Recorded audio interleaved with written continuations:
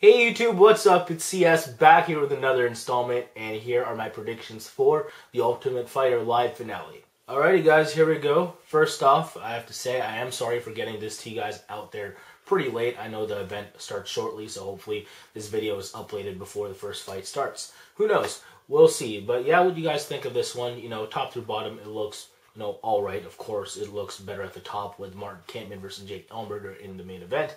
But, this Ultimate Fighter season, to me it was alright. It wasn't horrible. So, yeah, I still think it can deliver on a good card with all these cats on it. A lot of striker versus grappler matchups on this card. So, yeah, I think we might see some interesting finishes.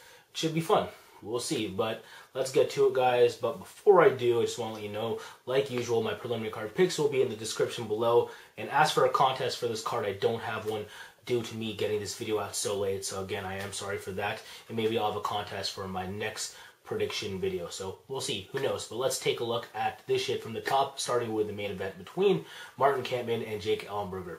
Alrighty, folks. Now, in my opinion, this is a nice way to end things off. Solid welterweight matchup here. Two contrasting styles. You got Jake Ellenberger on one side. He's a power puncher. His boxing's alright, technically, and he hits like a freight train. But, of course, he has his wrestling skills to fall back on, if shit's not going his way on the feet. However, he likes to keep it standing there, and usually, he's hurting people with the pace he sets. He likes to move forward and, again, throw those power punches. And sometimes he knocks people out with them. So, yeah, I don't know. He's a pretty solid fighter. I think he definitely has the skills, and maybe has already proven himself to be a top 5 fighter. On the other side, you have Martin Kampmann. He is, for the most part, wants to keep things a little bit more technical than, Ellenberger. Ellenberger can start to swing for the fences sometimes here and there. Well, you have Martin Kampmann, who needs to keep his hands up and needs to pick people apart from the outside. Solid combinations, solid kicks as well. Him as a kickboxer, in my opinion, has improved. His striking defense at one time was piss poor. It's gotten better since the Paulo Thiago fight, in my opinion. And yeah, he just gets hit less, of course, against the Thiago Alves. Thiago Alves was hitting him with everything but the kitchen sink. And props to him for, taking those shots up until he won and stuff. So, yeah, against Thiago Alves, you're not going to notice that his striking is improved or anything. But against other guys, like Paulo Thiago, like I mentioned already, like Diego Sanchez, he looked good in those bouts. And if he keeps, Jake on the outside somehow and just uses solid lateral movement, maybe he can jab and combo his way to a unanimous decision victory. This thing is 5 rounds, so he's most likely able to do that in the latter part of this fight. However, I think Jake Ellenberger is just going to try to be the juggernaut as long as he has the strength and conditioning to. So look for Jake Ellenberger to set the pace early with, moving forward, throwing those power punches, cornering Martin Kampmann, trying to put him away via TKO, maybe getting his takedowns off and not getting submitted. Who knows? We'll see. But if he does get tired, he might find himself in a guillotine like Alves did, or he might be, swept or something and getting TKO'd or some shit like that. Martin Kampmann's, I think he has, I think he's a killer. I think he can finish with a whole whack of shit. So, yeah, watch out for that guy. I've underestimated Martin Kampmann in the past. Definitely don't want to underestimate him this fight. This is going to be a 5-round fight, so I do like Martin Kampmann's chances if it goes late. But I still like Jake Ellenberger's chances if it goes late, because I think he's still going to do enough in the early rounds to get this decision. So I'm going to call for Jake Ellenberger to win this fight, 48-47. I'm almost positive this is a 5-round fight. If this is a 3-round fight, I'm almost going with Jake Ellenberger indefinitely. But, 4 and 5 in a 5-round fight, Martin Kampmann might be able to take over if he hasn't taken enough shots from Jake Ellenberger, and if Jake Ellenberger is tired enough, I think it's very likely. But yeah, look for Jake Ellenberger to just, again, move forward with those power punches, land them here and there, and of course get takedowns off, probably at the end of rounds to seal these rounds. So yeah, that's my pick, Jake Ellenberger, 48-47. Now let's move on to that co-main event. Of course, it is the TUF 15 finale between Mike Chiesa and Iaquinta. Guys, this is a pretty contrasting matchup as well. Pretty much a striker versus grappler matchup, although Iaquinta has some, ground skills, of course. He does train out of Max Serra's gym. He's a purple belt under him. He's definitely capable on the ground. But, if Mike Chiesa finds himself on top of Al, I don't think Al's going to have anything for him from his guard. I think Mike Chiesa might look to sub him and probably get his back, or, land something via ground pound. However, I don't think Mike Chiesa is going to get there. Mike Chiesa, he's going to be relentless with his takedowns. He's a guy who knows his strengths, he knows what he has to do to win fights, and that's, use his wrestling. However, I just don't see it being successful against Iaquinta. Iaquinta, he's a shorter guy. He has a lower center of gravity, of course. I think he's a tad more athletic.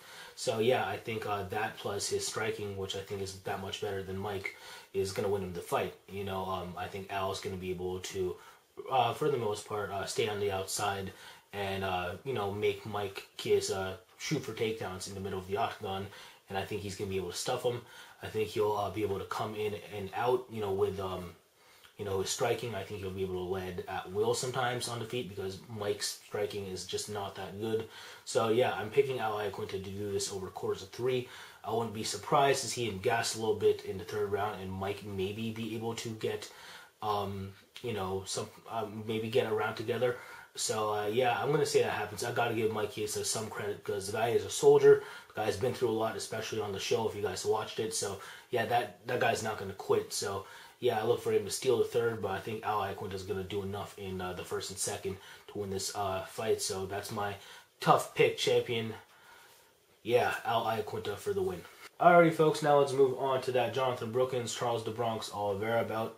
Pretty interesting one on paper. Jonathan Brookins, of course, wrestler slash grappler. Charles Oliveira, grappler slash kickboxer. Oliveira's probably going to want to keep this on the feet. He's definitely the quicker of the two, more athletic as well. Definitely the more technical striker. He hits harder. His kicks are solid. His combinations are pretty good in general. He's a pretty solid stand-up fighter, unlike Jonathan Brookins, unless you're Wagner Hosha. Jonathan Brookins, his power isn't that great. Technically, his boxing skills are improving, but he still keeps his chin up there and his hands not high enough. So, I think he's going to get hit, if he's standing with Oliveira. Oliveira might employ, what's-his-face game plan, like Eric Koch, sprawl and brawl, which is the obvious thing to do against Jonathan Brookins. You don't want to get into a wrestling match with this guy, although I think Oliveira can maybe sweep and, wind up on top on the ground. It's just Brookins, his world is still the mat, you know what I'm saying? So I don't think Oliveira wants to give him any breathing room there, so I look for Oliveira to sprawl and brawl his way to a unanimous decision victory. I think that Brookins, he's going to be shooting from, the center of the octagon or some shit like that. I don't think he's going to be able to keep Oliveira by the cage and drag him down from there. I think he's going to have to succumb to fighting Oliveira's game plan here. Again, that's in the center of the octagon, taking shots. It's just, Oliveira's the more athletic guy, and I think he's a little bit more well-rounded, so that's why I got to go with him. And yeah, look for Charles Oliveira to take at least a 29-28 decision. Who knows? Oliveira has disappointed me in the past, so, Brookins can easily steal this thing if it does hit the ground. I just don't think he has a shot in hell as long as this thing's standing, and I think it most likely stays standing. So there it is, Charles Oliveira, unanimous decision. Alright, folks, now let's move on to another striker versus grappler matchup.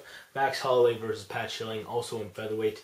Pat Schilling, he has a solid top game. Wrestling's okay, but he definitely doesn't have enough skill to take down Max Holloway, who is pretty athletic, and he knows from his last fight, like the one against Dustin Poirier, that, he's really not a ground fighter. I know he is improving, but I don't think he's improving to the point where he can even roll with someone as low a name as Pat Schilling. So look for Max Holloway to just use his athleticism to keep Pat Schilling at bay, hit him with, everything from the outside.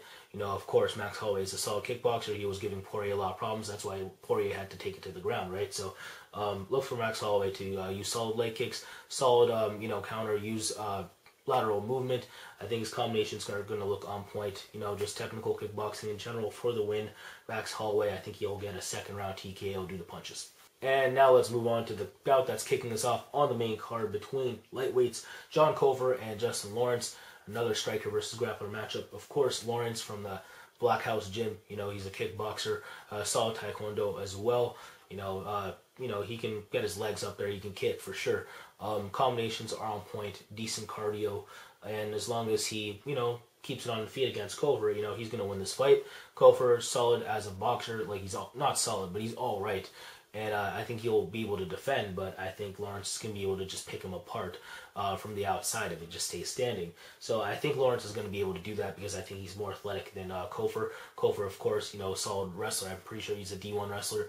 So yeah, he definitely has the wrestling ability to, you know, take some dudes down. However, again, I think Lawrence is going to be able to keep this standing in the middle of the octagon, and I don't think John Cofer is going to be able to shoot from 2-3 feet out and get these takedowns off. Cofer has to, you know, beat up Lawrence, you know, somewhere by the cage, and I think Lawrence is going to be smart enough to not get caught up in that game plan. I think he's going to be able to let his hands fly in the middle of the ring, so look for Lawrence to do that over the course of 3 rounds. I'm going to say Lawrence gets, I'm going to say a 29-28 decision over John Cofer. So yeah, guys, I think Cofer might steal a round. Who knows? I do like Justin Lawrence, though, if he, you know, has a right training camp, which no one had on the show. So yeah, with the right guys in his corner, like some of the cats at Black House, you know, I think Lawrence can be a force. So let's see. But yeah, I think that about does it for my picks for the Ultimate Fighter finale.